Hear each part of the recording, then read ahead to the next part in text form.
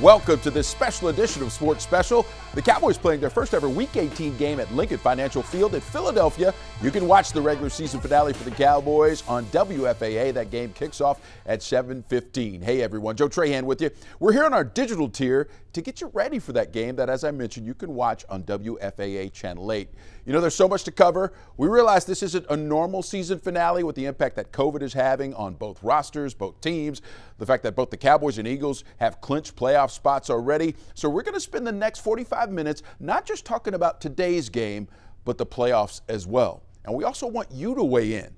The first of our poll questions, well, here it is. Who would you like the Cowboys to face in the playoffs? Several teams are still in the running. The Cardinals, yes, they are the most likely, but it could be the Rams, the Eagles, the 49ers, Saints. So who would you like the Cowboys to face in the playoffs? You can go to WFAA.com/vote, or you can weigh in on our app. We're also taking your calls, 214-977-6740. Now, you can vent, or maybe you think this is the Cowboys' year. So give us a shout. Let us know what you're thinking, and we certainly want to hear from you. We want this program to be interactive. We want to have a little fun before the game that you can watch here on Channel 8. And listen, as I mentioned, because we're talking about the playoffs here and the postseason and not just this game, we do want to set the stage for you with exactly how the playoff picture looks right now. And you can see the Packers are at the top.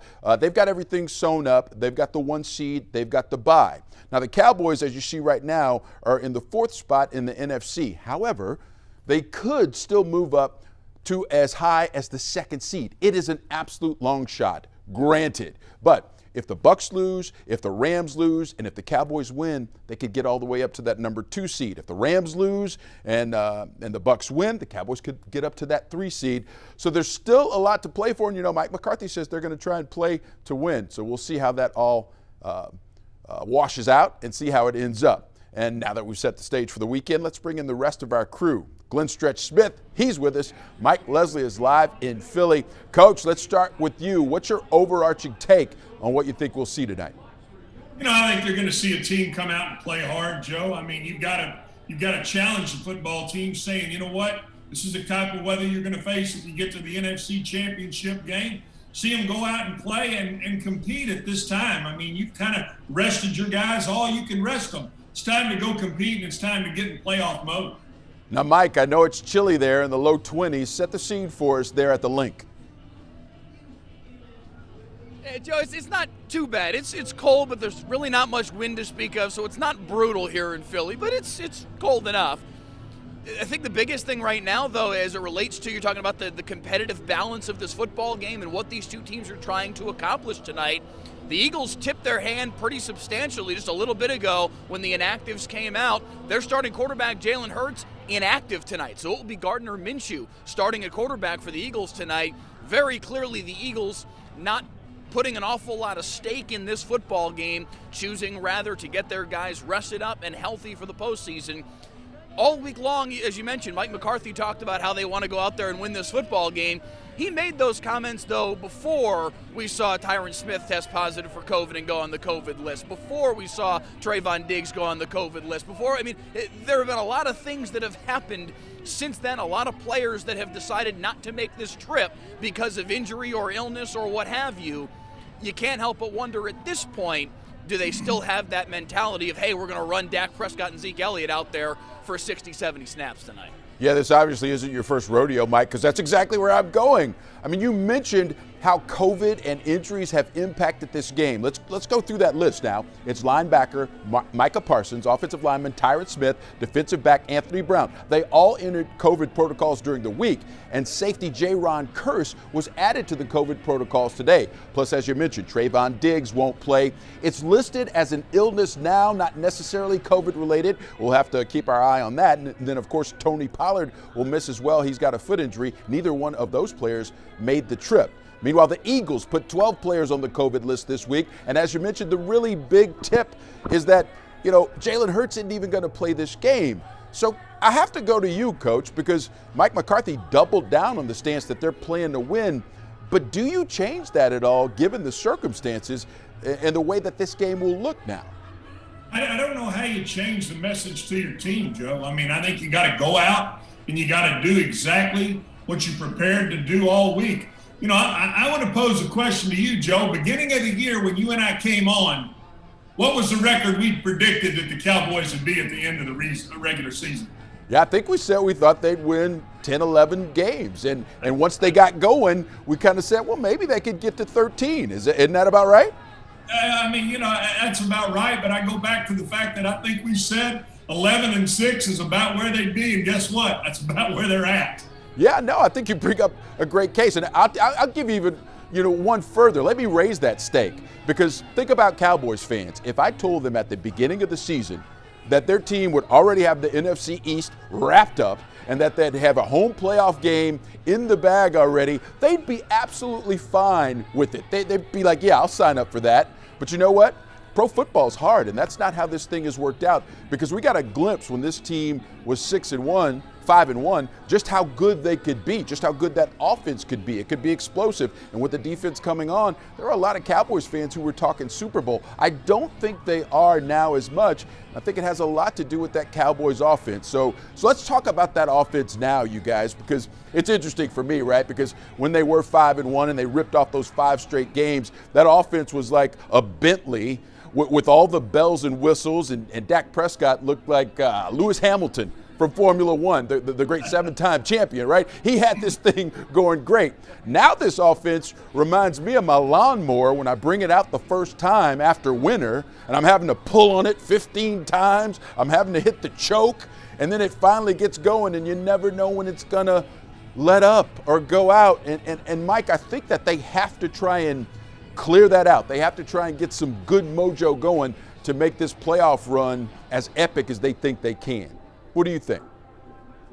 And I think for exactly that reason, Joe, I think what we're probably going to see tonight is a little bit of Mike McCarthy and the coaching staff playing both sides of this and kind of treat this like a glorified third preseason game. Treat it like that dress rehearsal. Let Dak Prescott and the offense, Zeke Elliott in this run game try and get going. Let them try and develop a little bit of momentum, a little bit of something that they have not been able to find against anybody except for Washington. And at this point, one, that looks like an aberration. Two, it was against a Washington team that had nobody left. So it's awfully questionable. They need to get something going. I think they'll allow them to have an opportunity at least to try and do that. And then I think let some of the backups come in and try to prevent anybody from getting a completely unnecessary injury here in a game that ultimately doesn't matter much for playoff positioning. You know, the interesting part about this whole thing is that Dak Prescott was pretty upfront saying that some of those disguised coverages by the Cardinals affected him and this offense. And I think that's where they need to get it together. They need to do their best to try and get on the same page, because one of the things that I continue to see with this offense is the fact that Dak and his receivers are struggling when they do these disguised defenses. They can't decipher it as fast as they should, and it ends up being either bad plays, and this team can't overcome those negative plays anymore, Coach. That's the way it looks to me. What about you? Yeah, I think you make a good point, Joe. I mean, I think that you saw Vance Joseph throw some fronts and throw some things at Dak that did confuse him. I think, we pointed that out last week on the show. Now, can this team get back going? I mean, it really offensively, I mean, it is a schizophrenic unit. I mean, they can either get after you, or boy, they can look really bad. And I'm sure, like you said, I mean, they're trying to get something good feeling going into the playoffs.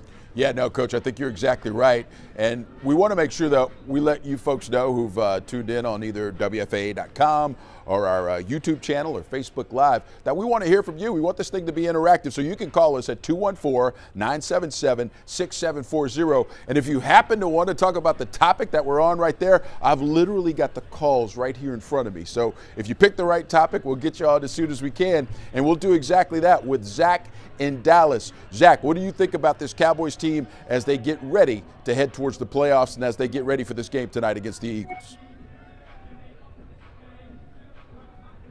Zach, you're up, my man. What do you think about this team? All right, we tried our best. Zach and Dallas, we didn't hear from him, but listen, you guys keep calling in. We'll figure out the technical side of it. We're professionals. That's what we get paid to do. So we'll get that thing going, and we'll certainly at least try and have more of your calls later. But, Coach, I think you hit on something, because in terms of this squad trying to figure out its identity offensively, I think it all comes back to the running game.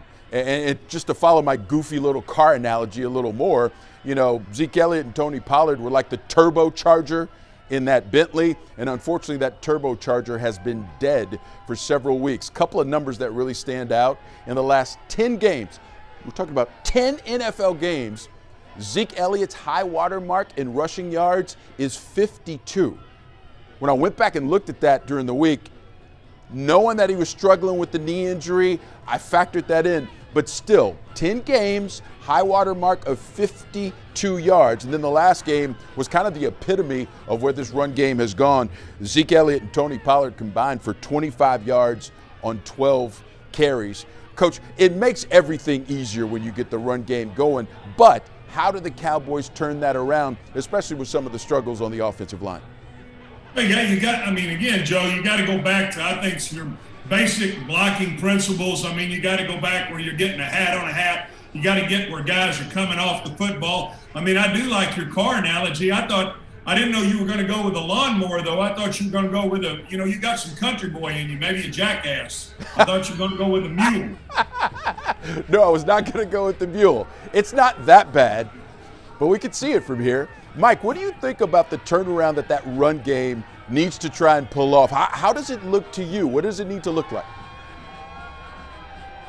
I mean, frankly, it looks pretty bad. There's no two ways about it. You laid the numbers out there, how bad it's been for Zeke Elliott, for Tony Pollard to a certain extent as well. Neither of them have been able to get any sort of momentum going as Jerry Jones has taken complete center stage here in Philly. All the fans are freaking out. He just made his way out, signed some autographs.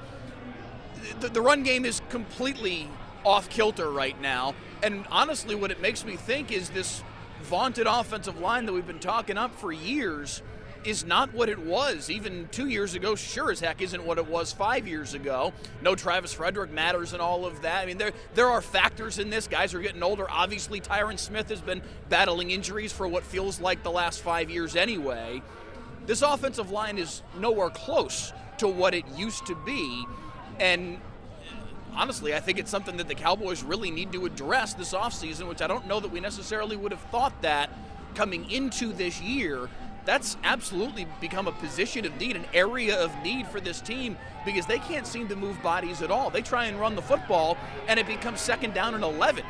There is no progress at all for this run game, and if they don't get that fixed, there's no reason for a defense to take them seriously in the postseason, and that makes life just that much more difficult for Dak Prescott and company. Yeah, Mike, the tough part about that is, the Cowboys thought that it was a position of strength and a position of depth, but when they made that switch from Connor Williams to Connor McGovern, things started changing. And then there were issues with Tyler Biadasz, and then the left side of that line, especially when Tyron Smith had to go out with injury. It just it lost all rhythm in terms of the way that they were blocking. And Zeke Elliott was talking this week, and he made a point about the fact that they have had a ton of trouble when they face movement from defensive lines. And what happens when they face that is there has to be more coordination and communication. And that's where they've been lacking. And unfortunately for this Cowboys offense overall, that's kind of been, if you wanted to put your finger on one thing that is causing all these difficulties, that's been it. So let's hear from Zeke Elliott and CeeDee Lamb. They talked about some of the difficulties that this offense has had. I just want to see us be efficient. I want to see us, go out there, dominate the line of scrimmage. Just get going early in that run game, and if given the opportunity, being able to close the game out. We haven't played our best yet. I truly believe that, and I feel it. Honestly, it's just like a couple miscues here and there. We put a lot of great plays together consistently in the beginning of the season, but I still feel like we haven't played our best. I think it's a good question. Have the Cowboys played their best football yet? Coach, we saw just how explosive they were earlier in the season. Can they get back to that and play better than that, in your estimation? Well, I do think they can get back to that. Joe, I'm going to go back, though, to the last point. I'm not sure that it's as much the offensive line as it is the tight ends. I mean, when you've got movement inside, you got to have edge blocking. You got to get somebody to take care of the end man on the line of scrimmage. And I'm going to point to the tight ends more than I am the offensive line. Can they get back to that? Absolutely they can. And to that end, and I'll pitch it to you, Mike, because good news in terms of Blake Jarwin coming back tonight. I'm sure you've seen him on the field warming up.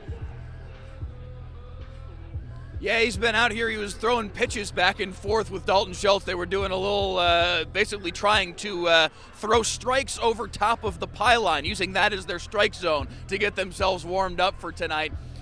That is a big lift for this team, to have him back, to have one more piece in the puzzle in their passing game. I saw some people saying that he was going to be a big boost from a run blocking standpoint. I'm not sure that necessarily tracks, but it doesn't hurt anyway. This is an offense that, to your earlier question as to whether or not they've played their best football, I think they have. I don't know that they're going to find a ceiling higher than what we saw them achieve over the course of the opening 7 weeks of the football season, but obviously we haven't seen that over the course of the second half of the football season, and if they don't find that ceiling again over the course of the postseason, it's going to be a pretty short stay. It may not necessarily be one and done, but you can see it, and it's hard to see them beating Tampa Bay, Green Bay, whoever it may be in the divisional round if they're not playing at their apex. The good news for Cowboys fans is they probably don't have to play better than they did earlier this season. They just need to get close to that level, especially because the defense has developed the way it has. But I don't want to let the offense go just yet, because I do think we need to hone in on Dak Prescott and exactly what he's going through. He says he's still seeing things fine, but we have to talk about the quarterback, and in terms of looking at those disguise coverages and not being able to get on the same page as his receivers. I'm curious, Coach, what do you think in terms of how much of the burden that Dak needs to own with this offense sputtering and not being able to get going like that lawnmower after winter? You know, Joe, I still say you got to get the run game going. I mean, I don't care. I think Dak has been very inconsistent. He's certainly not been very accurate throughout the season, but you got to get the run game going. This football team has to run the football, and then they've got to run boots and waggles off of that run to be able to get him out in space to be able to do what he's going to do. If you go into this playoff and in playoff time and you say, you know what, we're going to rely on him to throw the ball 50 times a game, it will be a one and done situation. Yeah, I think you're right. 214-977-6740. 214-977-6740. We do want to hear from you. We want to hear what you think about this Cowboys team. We appreciate you weighing in on our poll question. Who would you most like the Cowboys to face in the playoffs? The Saints leading the way pretty early here. I would like that matchup too, just for personal reasons, because I like to follow the Saints. And that might be the easiest matchup for the Cowboys. But weigh in there and give us a call again, 214-977-6740. And while we're waiting on those calls, let's hear from Dak Prescott in terms of what he thinks about getting this offense back up and running at full capacity. Everything that we've put into this thing going back to, April or before then, honestly. Yeah, we've got a lot of work and a lot of things invested into this, and then obviously you take the losses and everything that we've encountered during the season. Those are all just learning experiences, and when you have the men that we have, the coaches, the group, the camaraderie, the brotherhood, the connection, you're going to have confidence. You're going to have confidence that we've got the right guy, we've got the right players to fix the problems, learn from our experiences, good or bad, and to move forward the right way, and that's as clear as I can make it. There you go, Dak making it as clear as he can. He says he's maintaining confidence, Mike. He says because of the camaraderie, because of the way that they have built this brotherhood, everything that they've gone through and all the work that they've put in, he believes that they can pull up from this nosedive offensively. You believe him? Maybe. You talked earlier about his ability to diagnose what he's seeing in front of him. And it brings me back again to where they were early on this season when they had the offense humming. And everybody was talking about how Prescott had used his time off due to the injury last year to kind of take this master class in reading defenses and understanding what to do at the line of scrimmage, and how he had taken this big leap forward in terms of what he did pre-snap. Where did that go? Because that was clearly something he was doing very well. At least the results bared it out. And what we were seeing just from the eye test perspective showed a quarterback that was in command of everything at the line of scrimmage, seeing the defenses, making the proper reads, making the proper calls, and getting this offense into what they needed to be in order to move the football down the field incredibly effectively. He went out for 1 week in Minnesota, and pretty much from that point forward, that element of his game, that element of this offense in general, just hasn't been there. It doesn't make sense that just flips so suddenly, but for whatever reason, that is, at least as far as we can tell, what has happened over the course of the second half of this season. That piece of the puzzle is just not there right now. No, I agree, Mike, and I think part of it is the calculus has changed for Dak Prescott because of a few things. First of all, the injury. I don't think he was fully healthy when he came back, and he kind of alluded to that after the Washington game when he talked about how healthy he was and how much better he felt. Well, if that was the case, then I suspect he was not as healthy as he led us to believe when he came back from that calf strain. I think that changed the calculus. The issues in the run game changed the calculus for Dak because I think the looks and the reads were completely different. If you go to Pro Football Focus, you can see it. Dak Prescott is incredible when he's facing pressure and man defense. He was incredible. He's got 21 touchdowns. The next highest quarterback, I think, has 12 or 13. Right? So he proved that he could do that. Well, defenses said, you know what? We're going to change that calculus. We're not going to give you all that man-to-man coverage. We're going to make you be patient and beat zone coverage. And not only are you going to have to be patient and know what you're doing, your receivers are going to have to understand what we're doing as well. And I think that's where the calculus changed. And I think that was a big issue for Dak Prescott. And I won't even get into some of the other issues with his accuracy that I think stem from the leg issue. In fact, I'll let Coach talk about that, because we have kind of talked about that before, how Dak just didn't seem the same after coming back from that Patriots game. Yeah, Mike makes a good point about how well they played early in the season. But, Joe, I'm going to ask you, the last I checked, does Vic Fangio, he draws a paycheck, doesn't he? He's a pro coach. Gus Bradley, the defense coordinator for the Raiders, he draws a paycheck. He's a pro coach. Guess what? You put out on film what you can do. And if week to week you're not able to adjust, you're not able to expand your playbook, you're not going to see the same looks every single week. I got news for you. If you think that's what you're going to do, walk across the sideline and go ask Philadelphia what they're going to do tonight defensively, and that way you can make an adjustment. You got to be able to make adjustments on the move, and you got to be able to continue to draw from your playbook. Dak, no, he's still not confident in putting that right foot in the ground and letting it go. He's still inaccurate with the football. All of those things you got to work on. But I think what concerns me more is the fact that it feels like, and it did, especially against Arizona, it felt like Vance Joseph outcoached Kellen Moore. And that's just how I see it. No, I think you make a great point about that, because it's not just Dak Prescott, it's the whole team, right? And that includes, obviously, Kellen Moore, offensive coordinators, and that offensive staff. All right, we want to get to your calls, 214-977-6740. Please give us a call. Let us know what you think about this Cowboys team. Kickoff is at 7:15. Of course, you can watch that on WFAA, Channel 8. But right now, let's go to our first caller of the show, Dan in Mesquite. Dan, what do you think about Dak getting frustrated? Yeah, I think that he gets so frustrated. You look at his face and his expressions on his face. He starts making mistakes because he gets so frustrated with the inability to make any plays. And then the more he gets frustrated, and makes bad decisions. So my opinion is that the last game that was played, he started calming down in the fourth quarter, and he started making some plays. But it was too late last time. So if he could just settle down with his nerves and just concentrate on trying to get things done.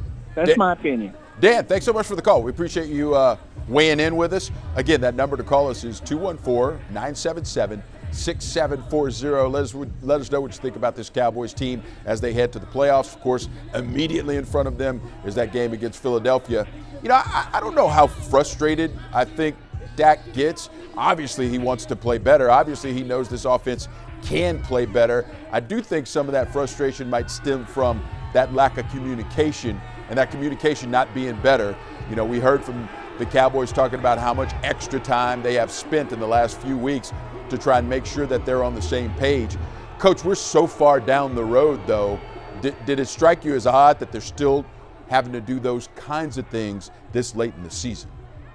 Well, again, Joe, you've got to continue to put wrinkles in your offense. And we can sit here and cut this, I think, several different ways. Is Kellen Moore holding back some things for the playoffs? I'm sure he is. I'm sure he's not going to put out on film everything that they've worked on all year long. And I think you're going to see that tonight. I think you can see a team come out with a pretty basic game plan and go try to, and I said this earlier, go try to say, hey, let's put a hat on a hat. Let's get north and south and get our guys going. So I think, Joe, that ultimately Kellen Moore is holding some things back, and I think you're going to see that really start to expand into the playoffs. The problem is when you haven't shown it at game speed, it may not always work out the way you want it to.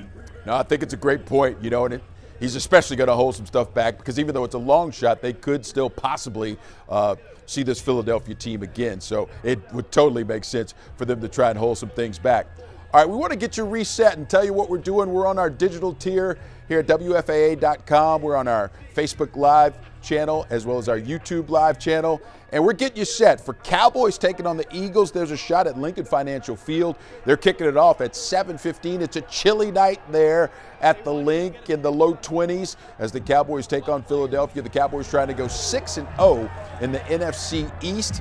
Been a while since they've done that. Sean, he's not on IFB. Okay, I guess he's not on IFB, but we do have some pictures there. As you see, Dak Prescott looks like he's getting ready. Yeah, he's warming up there at midfield, getting ready for this game. Of course, it's a 7:15 kick, and you can watch it right here on WFAA on Channel 8. So, Coach, let's talk about that defense now, because I do think this is where this team has improved so much, and it's kind of opened the door to try and make maybe a longer playoff run than we thought could be possible, even with that offense struggling. In terms of their ability to put pressure on opposing passers, how impactful do you think that can be, even past this game and once we get to the postseason?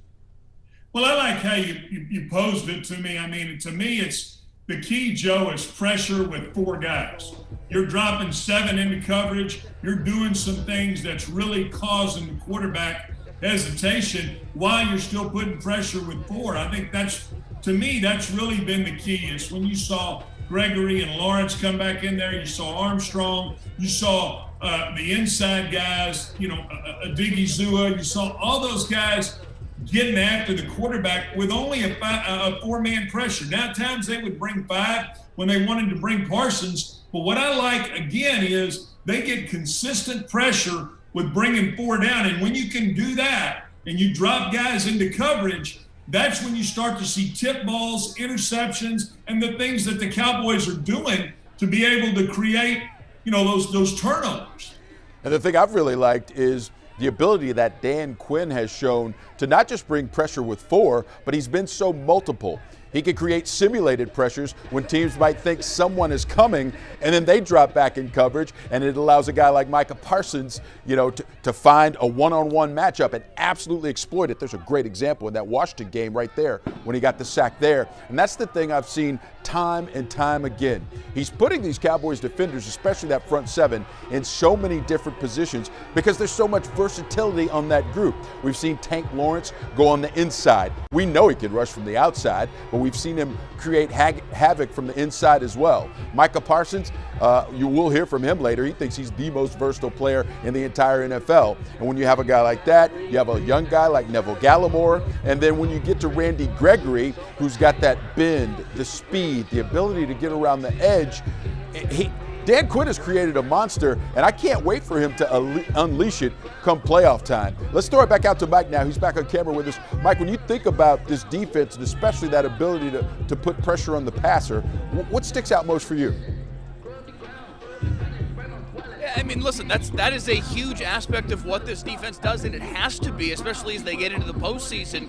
They have to be able to get home with 4, whether that involves Micah Parsons, like you were talking about, Joe, where they exchange one for another or not.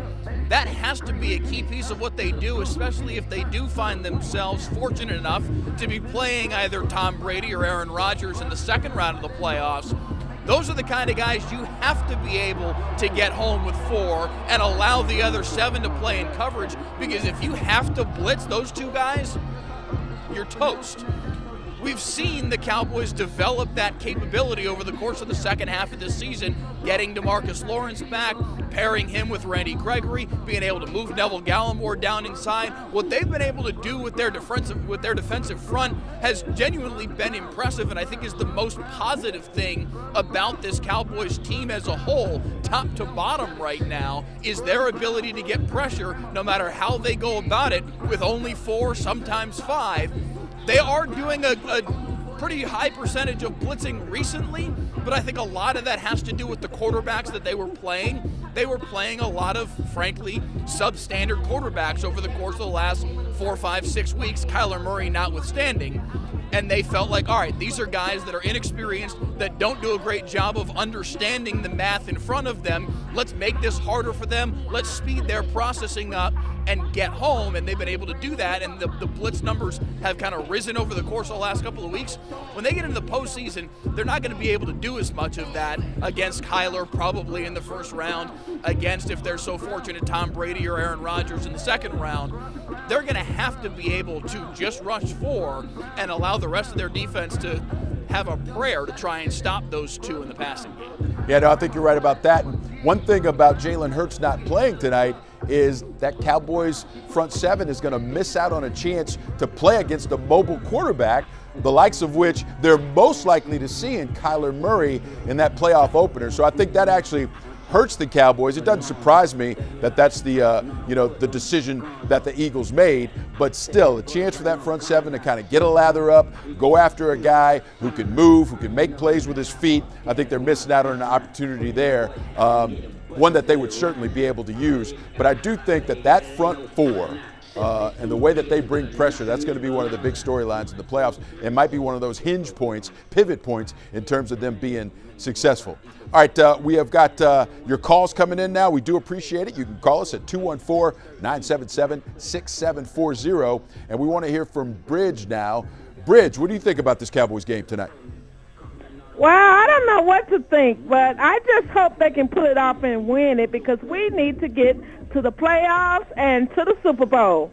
All right, Bridge. First of all, I love the enthusiasm. The good news is they are in the playoffs. They've checked that one off the list, whether they win tonight or not. Of course, they could move up a couple of spots in terms of seeding with the victory tonight. Thanks so much for dialing us up tonight and weighing in. Coach, let me check back in with you, because before we leave that whole pressure conversation, just how much more exotic do you think Dan Quinn could be? Because just like we mentioned, Kellen Moore, the offensive coordinator, holding some stuff back, Quinn's got to be doing the same thing, right?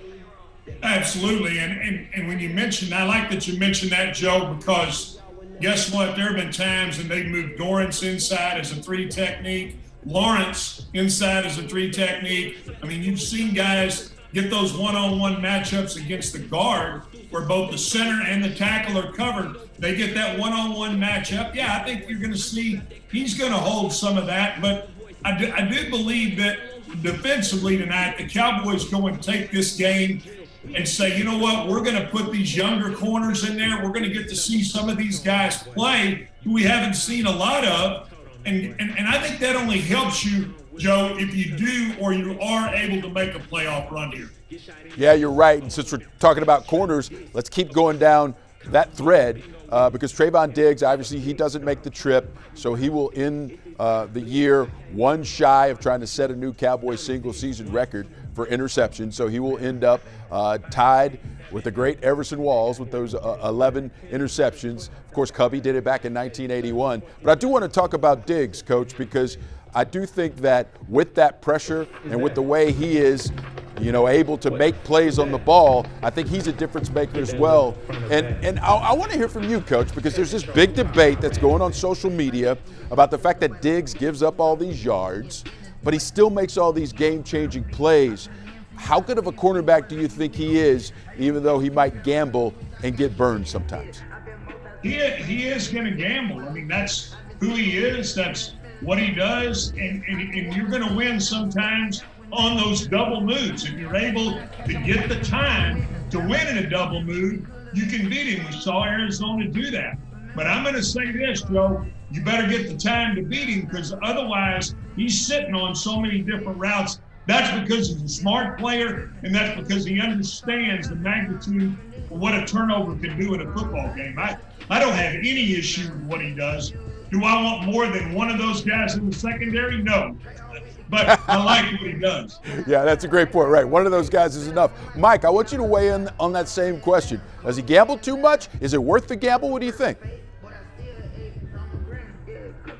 I mean, I guess he's proven all season long it's worth the gamble. 11 interceptions is exceptionally rare, as you just outlined, Joe. So I think he's proven it's worth the gamble. I think it does matter, though, that he's given up as many yards as he has. And a lot of this debate has been as is the case, frankly, with all Twitter debates, very binary. Either he's good or he's bad.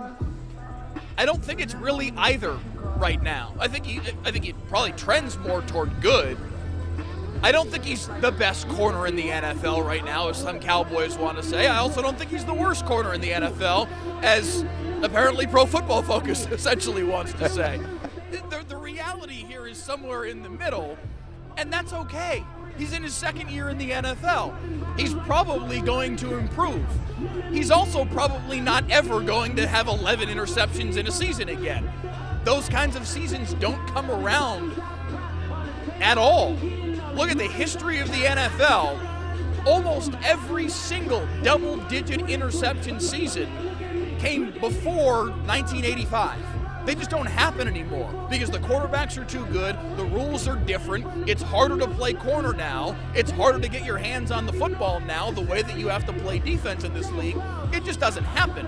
He may not have another 5 interception season the rest of his career. That's how hard it is to duplicate these kind of things. Xavier Howard doing what he's done in Miami the last couple of years, and by the way, in between his 2 big seasons, I think 10 and 7 if memory serves, in between those 2 years he had 1. They don't come that often. It's just not normal. So he's in his second year. He's going to continue to improve. He'll probably get better as it relates to knowing when the right time is to gamble. He's also probably going to get better because he's only in his 5th year of ever even playing the position, by the way. This is a guy that went to Alabama to play wide receiver. The improvement is going to come bit by bit. The interceptions are probably going to drop off precipitously, so he's going to need to improve in order to prove his worth for this franchise going forward, because not too far off in the future is going to be the need to re-sign this guy, and the Cowboys are going to have to make that decision. But this very binary conversation of either he's the best corner in the NFL, he's an all-pro, or he's terrible is, frankly, just Twitter at its worst. Yeah, wow. Go figure. Twitter, bad. Who would think?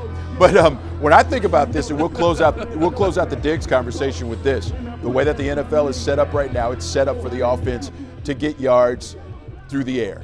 That's how it's set up. It's what the NFL wants because it keeps eyeballs on the TV sets. It sells tickets, right? So I'll take the impactful cornerback, which is exactly what Trayvon Diggs is. You're right. The binary between good and bad is not it.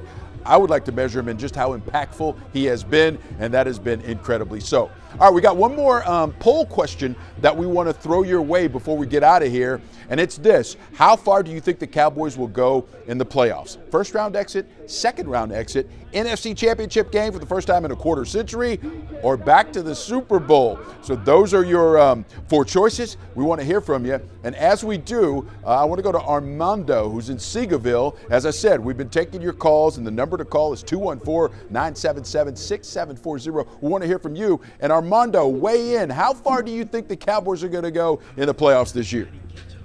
I think they're going to go to the finals, man. They're going to make it between them and Tom Brady. We're going to show Brady that we can beat his butt one more time.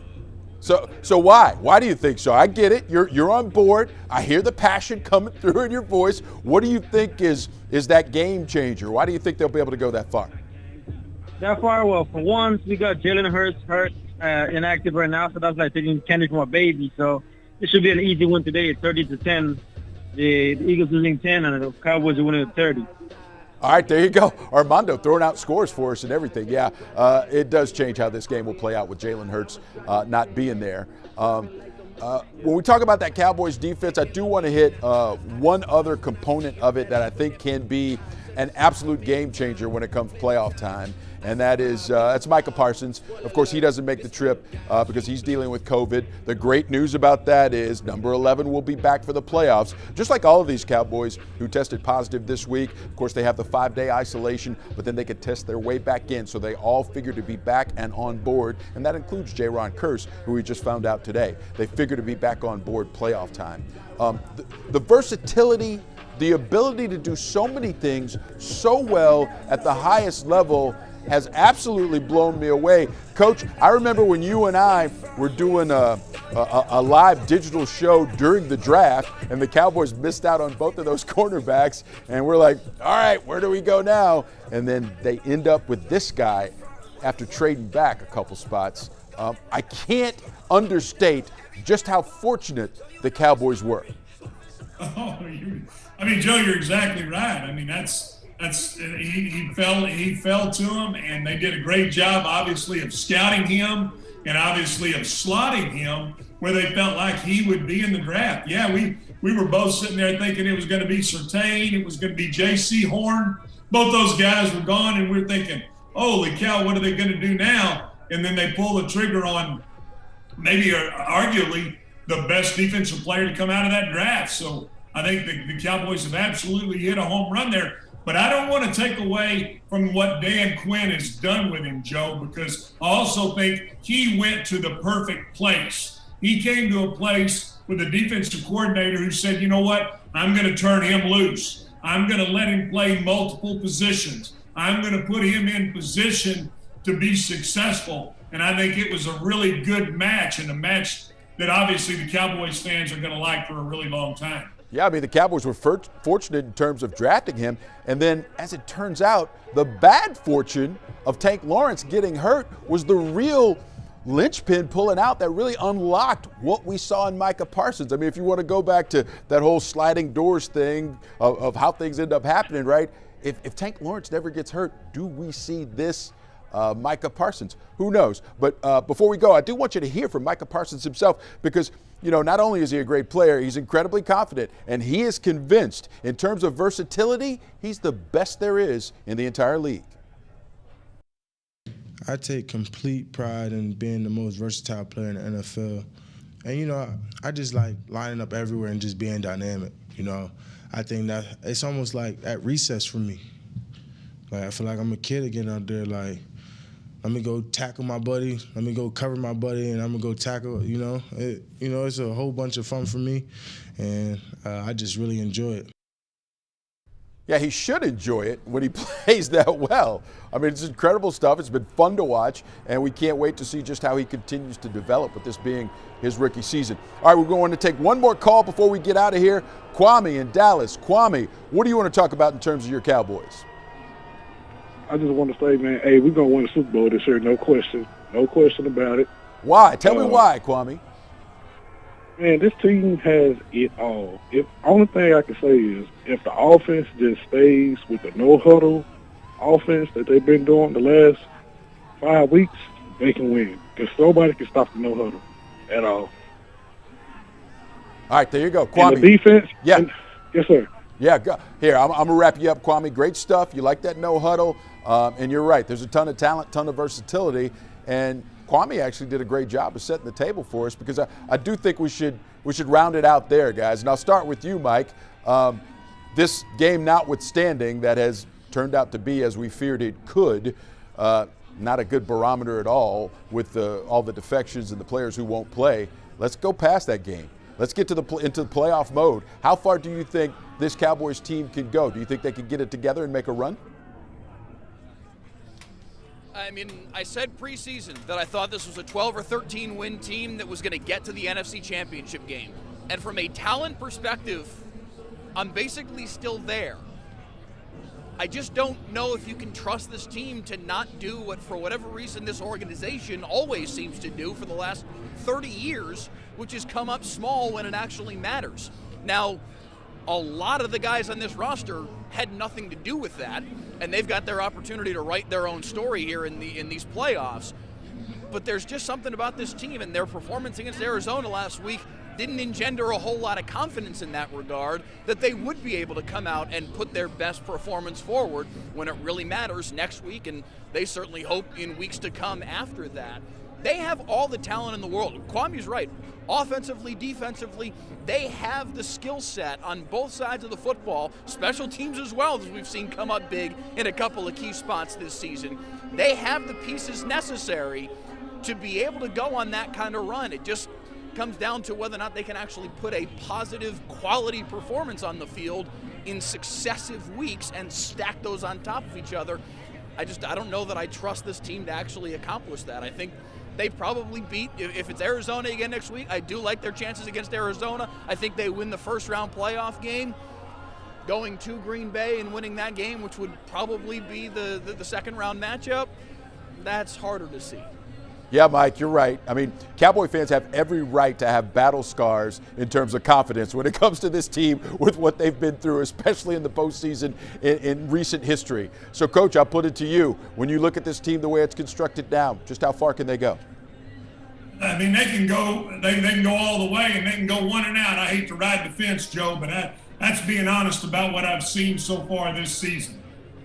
All right, Coach, thanks so much. And I'll weigh in here because we've said this a million times, especially on our regular call-in show. Coach has heard me say this a million times. This team felt different. It felt different to me in training camp. It certainly felt different after they ripped off 5 straight victories and that offense looked more explosive than we had seen in years. It felt different then. I still think it's different. And because of that, I'm not going to give up on them just yet. Yeah, have they given us reason to get off them and believe that they could not get it done? I mean, absolutely, absolutely. But I'm not going to give up on them, and I can't wait to see what they do when they take all the reps off. It won't be in terms of them having clinched a playoff spot and maybe not showing their hand fully. Let's let this thing rip. Let's see what they can do, and it will be a lot of fun.